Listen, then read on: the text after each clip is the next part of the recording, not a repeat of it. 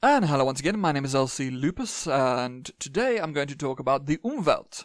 So before we get into that though, let me just say, if you appreciate these videos, and I made a whole bunch of them, you can support me by checking out my books or my Patreon. But let's move on to the Umwelt. So, let me first just say, the Umwelt of Jakob von Uexküll, I think that's how you pronounce his name. It is quite a mouthful. I am not 100% sure, but I've never seen it said, or I have actually, but usually by Americans, and then they'll say Jakob von Uexküll or something, which is 100% incorrect. Yeah, so I think it's Jakob von Uexküll or something along those lines. So, what is the Umwelt?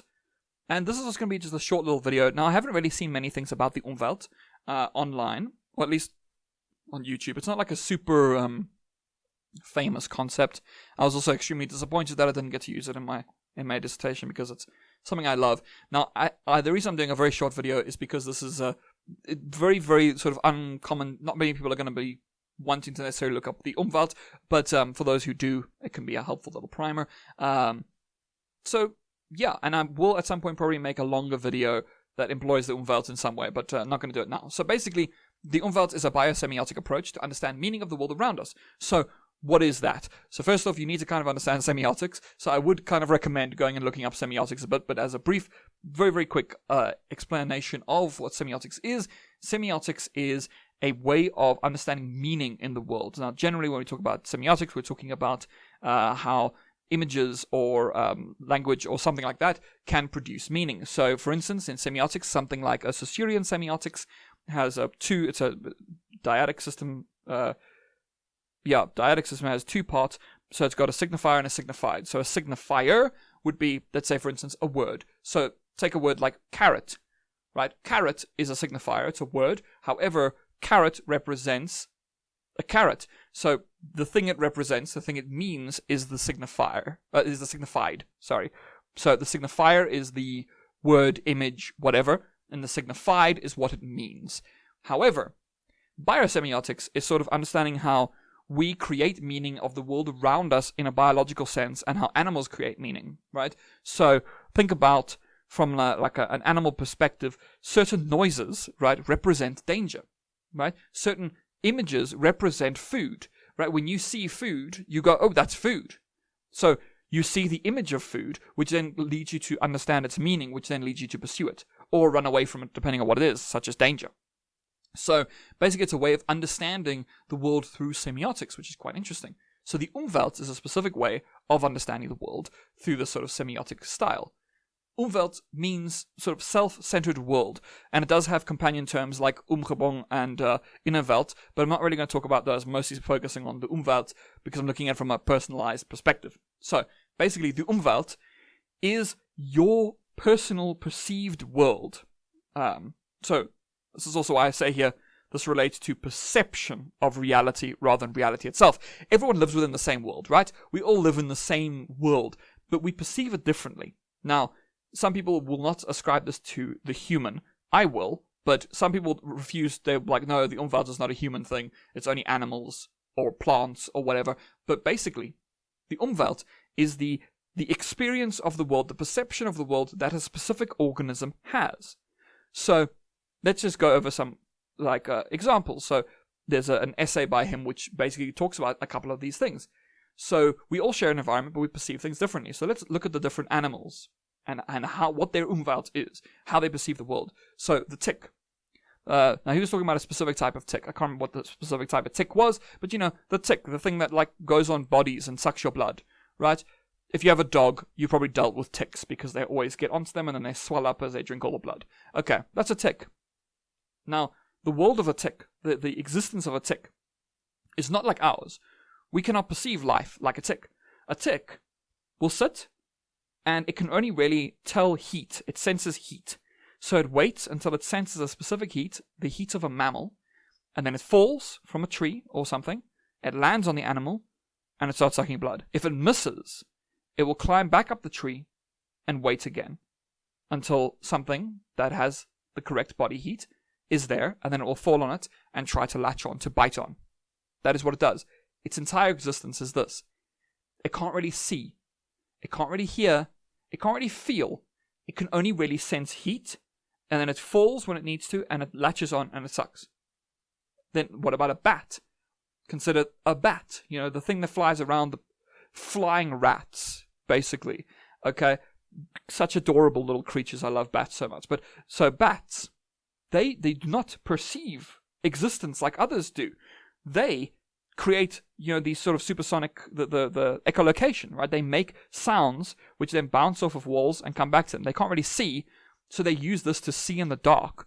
And that's why they can move really, really well. They can determine things in the dark and move around way better than a human could, because they do not perceive like we do. But they don't rely on their sight. They're instead essentially hearing things, and they're moving according to hearing. They're kind of using their ears as eyes. Their perception of existence is different. Their Umwelt, their world, and how they perceive it is different.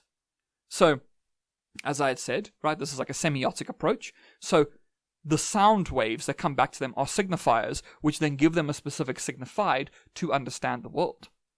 Now, let's also look at like an elephant. An elephant can smell water. Okay? This is a skill humans do not possess. Their sense of smell is very different to ours. Okay? They can actually smell where water is, because water does have a smell. We just can't pick that smell up. They can also hear from much further away. And actually, they have hearing sensors on their feet. They can hear with their feet. So, their perception of the world is very different.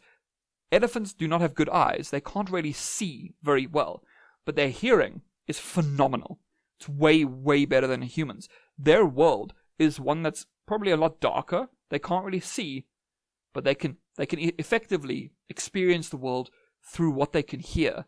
They can hear it. They can sense it. It's very, very different. There's a lot of animals that share this kind of quality where they can hear a lot better. Their perception of the world is very different. I didn't put this here, but think about a plant. Plants also have a perception of the world. Now, plant perception is very, very different to animal perception, because plants are essentially just responding to stimulus. Their entire world, they can't see, but their entire world is essentially oriented around gathering water, sensing when water is there, gathering it, and sensing when light is there and gathering it. That is like their entire world to them. Now, the human, think about we think of our experience as default. We like human, what humans see, that is the world. That's not true. Some animals can see magnetism. We can't. So there's an entire, and we also can't do echolocation. We can't do echolocation. We can't hear like the other animals. We can't, like, catfish can taste water and tell if there's been a predator. Like, they live in a different world. We live in a different world. We are no more unique than any other animal. Every animal is as unique as every other animal. We all have our individual Umwelt that allows us to understand and perceive the world in our way, the way that we create meaning out of the world. We do not have access to certain things. There are just certain parts of existence that we don't get to see. We can't see magnetism. We can't do echolocation. We can't hear with our feet. Right? Some animals have much better night vision. They can see at night. We can't. We all have our own perception and our own way of understanding the world through our perception, which is the Umwelt. And it's really interesting. And it's just a way of understanding the world and understanding that humans also do not get to be the arbiters of what is reality, because we don't even have access to all of it. We don't get to see all of it. We need special machines to show us things that we can't perceive ourselves, right? Like, human beings can't really, like, for instance, feel pressure. And we can feel a little bit. We can feel when pressure gets really high or really low, right? Because we'll be dying. But we can't detect the minutest changes in air pressure. We need machines that can do that. But some animals can. We need machines to show us things that we can't see, because we are deficit in those areas, right? We do not have access. We are not the arbiters of what existence is, because we don't get to see all of it. We don't get to perceive all of it. We don't get to smell all of it. We don't get to taste all of it. So, yeah, a fun way to see reality. Humans do not get to see everything. We don't get to hear everything or smell everything. There are things we just don't get to see. There are things that are locked off to us. And there are things that are locked off to every other animal and every other plant that exists. We all have our own self-centered world, We all have our own Umwelt. So, I'm going to end it there.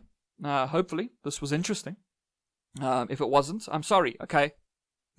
Anyway, I hope that you have a great day, week, and month ahead. But if you do appreciate the stuff that I do, I've made so many of these educational, like, sort of, basically single-screen videos where I'm just explaining a concept. If you appreciate them and you want to support the kind of stuff, the kind of stuff that I do, you can check out my Patreon, read my books, or of course you can like, comment, subscribe, all of that stuff. Any of it would be greatly appreciated. So, yeah, that's it. So what is your Umwelt? And if you think that the Umwelt of others is lesser than yours, why do you think that?